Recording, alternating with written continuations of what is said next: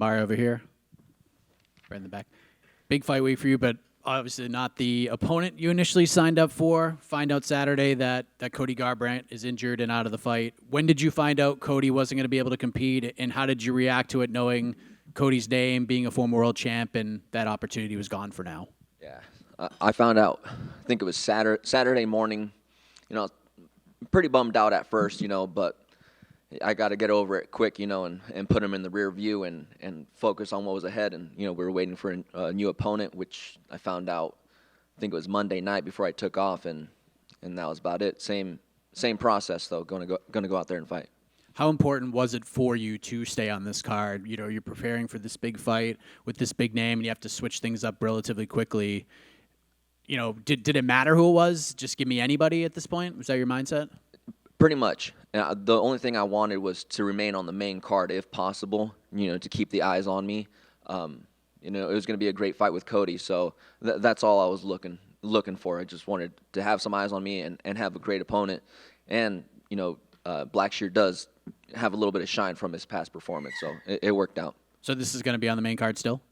I believe so, from what I've seen. So. Okay.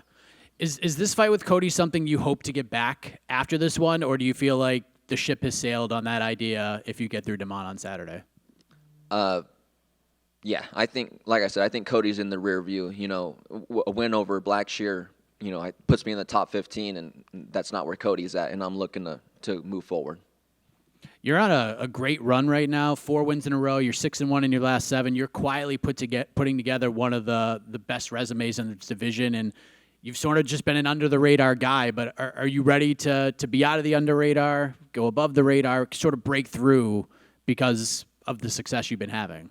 Yeah, especially after these past 3 performances, 3 first-round finishes. That's something hard to do in the UFC. So, definitely want to get some recognition and move up the ladder a little bit faster.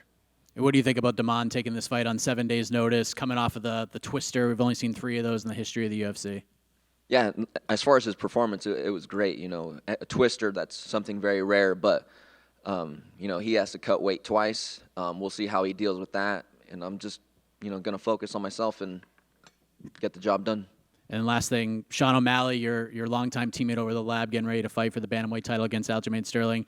Should Sean win, what do you think the division looks like moving forward as you're climbing the ranks, and do you feel like Sean's going to get it done, and if so, how?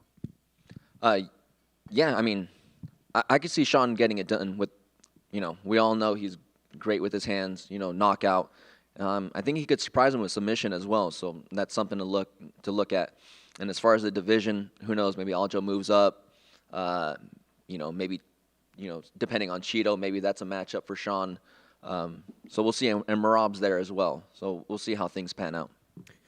Mario, over here to your right, kind of going off of that, as somebody that's known Sean for a while, before he was this superstar in the UFC, can you kind of peel back the curtain as to what he's like, maybe outside of the public eye, like what kind of teammate he is, and just being there to witness this rise? What's it been like for you?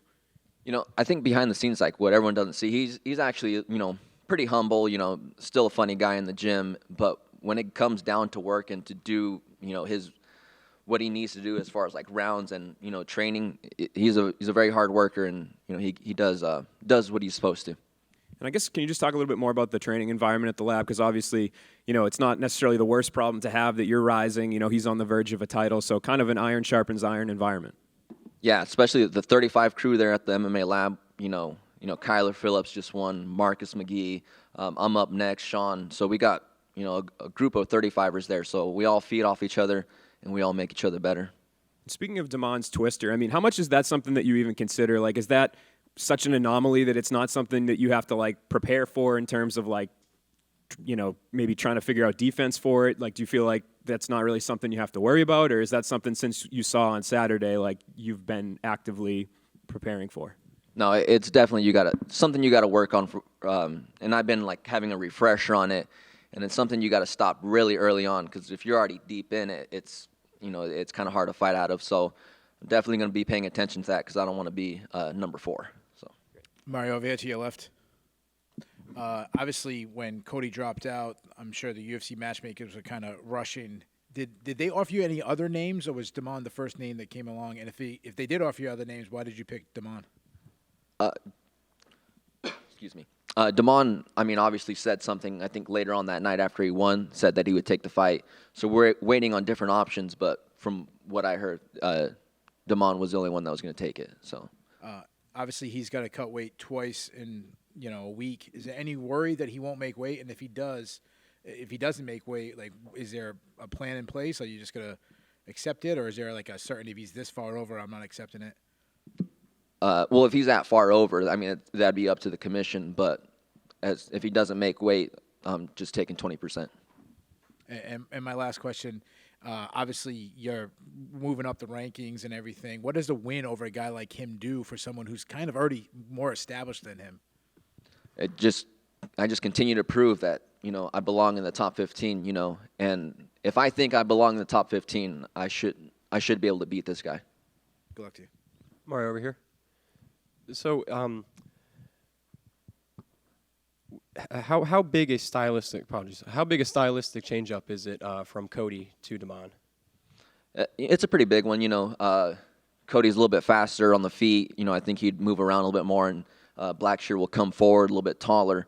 But I've had like pretty good experiences with taller fighters. Fighting Benito Lopez. I'm just looking back at that camp and the success I've had in that camp early on. So it was an easy adjustment for me. And does that Cody fight still fit into your climb to the top? Is that a fight you still want? Depending on Cody's injury or whatever happened, I'm not sure, but I'm not going to be waiting around for him. Like I said, I'm going to continue to move forward, and if it happens in the future, then it happens. Mario, over here to your left. The process of switching opponents, you said you found out Monday night. What kind of toll does that take mentally, especially wanting to stay on a big card like this? I was pretty bummed out about not having the fight with Cody. That's what I really wanted. I spent 6 hard weeks mentally preparing to fight Cody, a former champion. So, but like I said, I just got over it quickly and moved on, and that's what you got to do in this fight game. With 3 straight submission first-round victories, what is your confidence level like, and what does a win on Saturday night do for your confidence going forward, mentioning the top 15 spot there? Yeah, I'm pretty confident. Like I said, getting 3 first-round finishes is pretty hard to do. And once I get in there, I really trust myself and what I'm capable of, so it's going to be no different Saturday.